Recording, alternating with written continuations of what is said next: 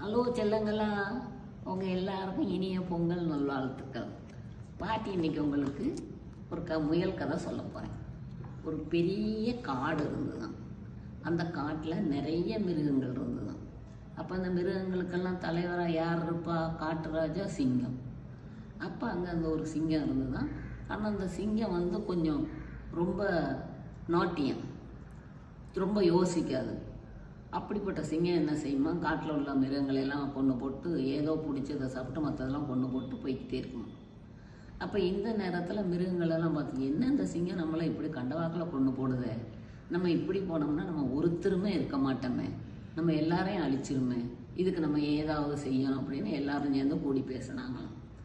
நம்ம எல்லாரும் போய் ராஜா கிட்ட சொல்லுவோம், நாங்கள் ஒரு நாளைக்கு ஒருத்தர் வாரோம், நீங்கள் இங்கே காட்டில் இப்படி எல்லாரையும் கொண்டுட்டிங்கன்னா உங்களுக்கும் நாளைக்கு சாப்பாடு இல்லாமல் போயிடும், நாங்களும் ஒருத்தருமே இருக்க மாட்டோம், அதனால் நீங்கள் தான் கஷ்டப்படுவீங்கன்னு போய் சொல்லுவோம் அப்படின்ட்டு எல்லாரும் போனாங்க.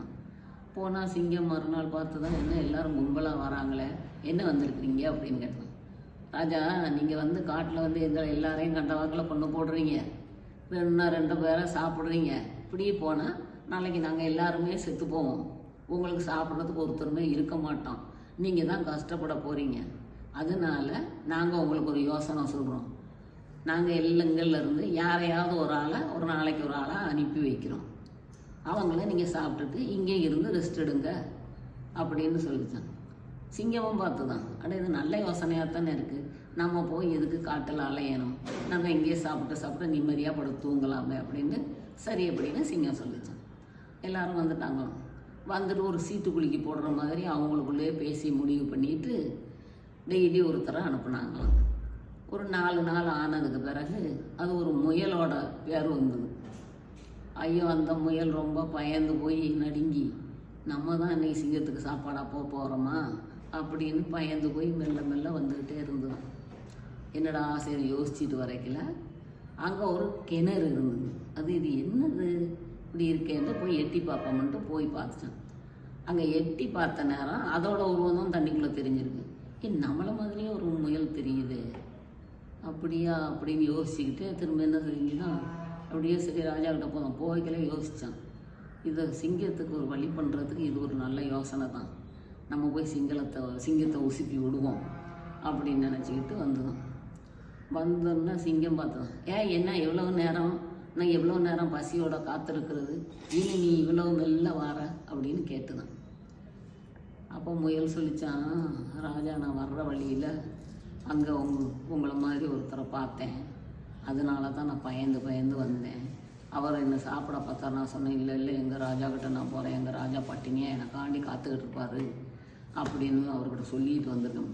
அடே, நான் இருக்கிற காட்டில் நான் இல்லாமல் யாரா அப்படி ஒரு ராஜா, அதை எனக்கு நீ காட்டு அப்படின்னு பார்ப்போம், அந்த ராஜாவை காட்டு, நான் இப்போவே உன்னை கொல்லணும் அப்படின்ட்டு சிங்கம் கிளம்பி வந்துதான்.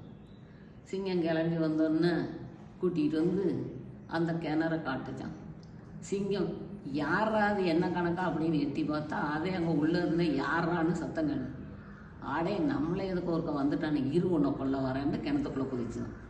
கிணத்துல குதிச்சா என்ன ஆகும், சிங்கம் செத்து போச்சு, தண்ணிக்குள்ளே விழுந்து.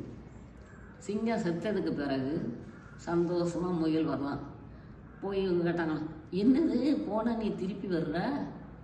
ஆமாம், நம்ம ராஜாவை கதையை முடிச்சுட்டு தான் வரேன் அப்படின்ட்டு முயல் சொல்லிச்சான். என்னது எப்படி அது? அப்போ நடந்த சம்பவத்தை சொல்லிச்சான். அதாவது சந்தர்ப்பத்துக்கு ஏற்ற மாதிரி நம்ம புத்தியை யூஸ் பண்ணோம்னா எந்த ஆபத்துலேருந்தும் தப்பிச்சுக்கலாம். இது உங்களுக்கு புரியுதா? புரிஞ்சுதுன்னா கதை பிடிச்சிருந்தா லைக் பண்ணுங்கள், கமெண்ட் பண்ணுங்கள், ஷேர் பண்ணுங்கள். அடுத்த வாரம் பார்ப்போம்.